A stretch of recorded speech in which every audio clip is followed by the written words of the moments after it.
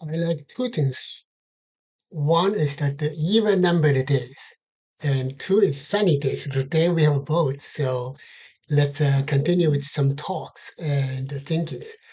I've been thinking that Jewish people is such an interesting group that some of them really made the greatest change in humanity than any other groups in the world. Let's give you two examples. One is Jesus Christ, another is Albert Einstein. Okay, totally different field, but in theology, in faith, nobody has actually made more contribution than Jesus Christ, who happens to be a Jew, right? So let's put it into perspective. In the Old Testament, in the Hebrew Bible, the religion is basically not the non-missionary. Okay, meaning that they just let it go, let it sit. They have a contract, they have a covenant with God, and then but they're not actively going out and spread it out, to spread the gospel, and to try to make people convert into Christianity. But Jesus Christ did that, okay, because he has been actively approaching people and talk to people. So that's one thing.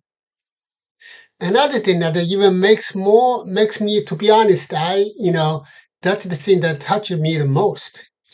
Think of this: who is the first one in the human history who placed the idea of fighting against discriminations, fighting, promoting for universal love, and then protecting the weak and the outsiders. Okay, Jesus Christ set up the greatest example 2,000 years ago, more than 2,000 years ago. Think about this. He is the one, Jesus Christ is the one, you know, first invented a term called Good Samaritans.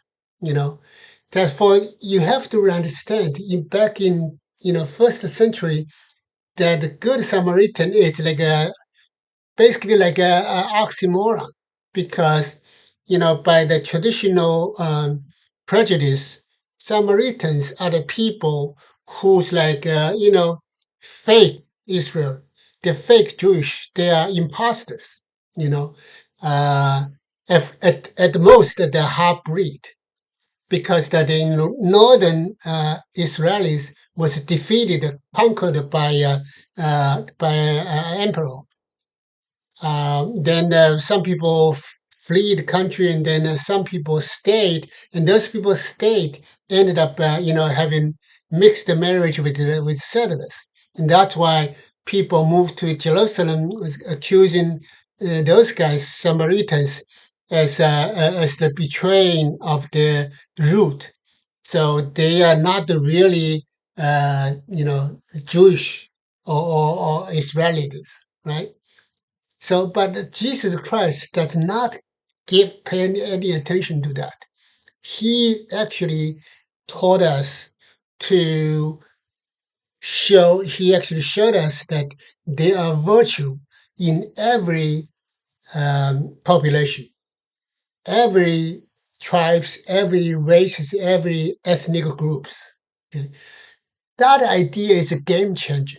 If you think about it, in the Old Testament, God, sometimes God really did something like, for example, he picked Moses, who insisted that he was not a good speaker, but he picked Moses to be the leader and then to go to the top of Mount Sinai, right?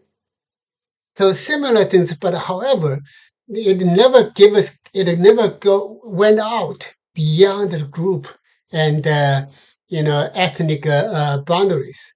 Jesus Christ is the only one, the first one, 2,000 more than 2,000 years ago. That's something really powerful. That's game changing. Okay, and that also makes the Christianity a missionary religion. 10 times more powerful than the Hebrew Bibles. I'm not, trying to lower down the value. I'm just saying, that you could see that as a different stages. Some people saying that the dispensationalism, right? So God has His plan. When they fill out this one bucket and then fill out another bucket, so He has His, you know. Final destinations of his plans. So, but still, I mean, we have to, go back to and admit it that the power of Jesus Christ's teaching, really the universal love is the one, he basically did not pay attention to the existing stereotype and the discriminations. He basically tells us ignore those because he actually criticized some elite who pay attention to people sick. I mean, in the Old Testament, God also talk about loving the widows, loving the child, loving your neighbors, right? But that's more. But Jesus Christ has really turned that uh, um, into live teaching. So that for that alone, you in fact you don't have to be convinced that Jesus Christ, actually came back to life. You know, but for that teaching alone, that's the power. So that's my way. I think that we could have like a secular way to establish our faith by reading the Bible. So that's why another point that I want to make is that we can combine the theology and the psychology.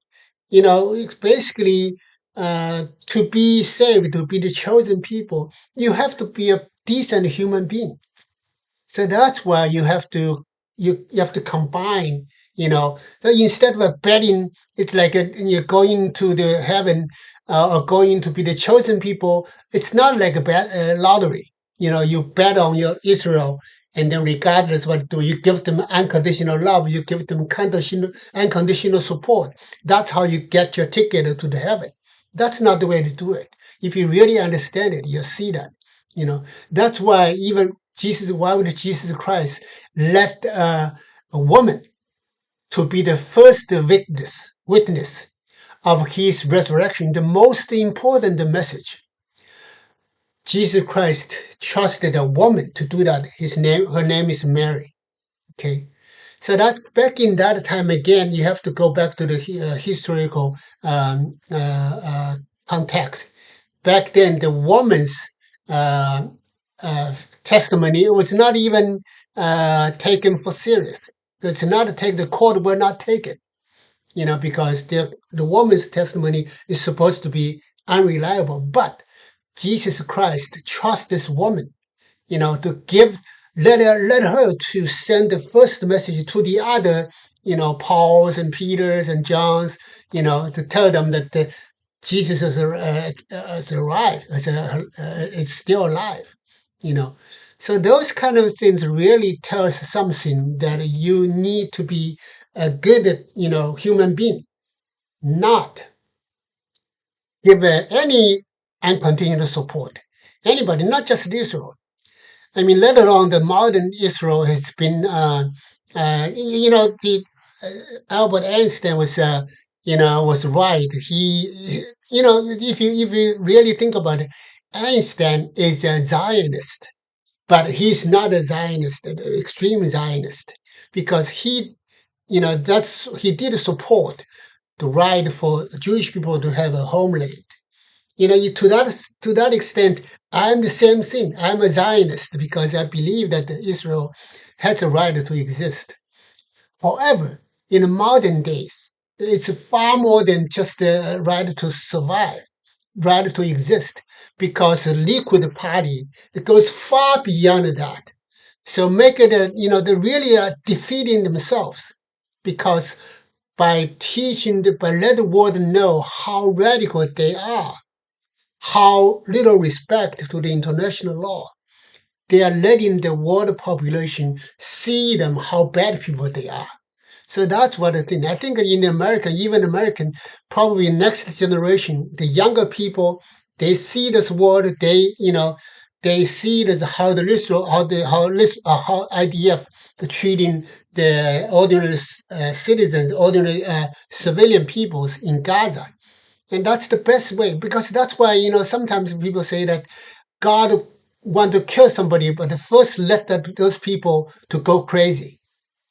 So that's one thing. That's the idea. So I think in the future, the evangelical and then um, radical Zionism will go down as time goes on. Today, they're still dominating. Okay, let's stop here.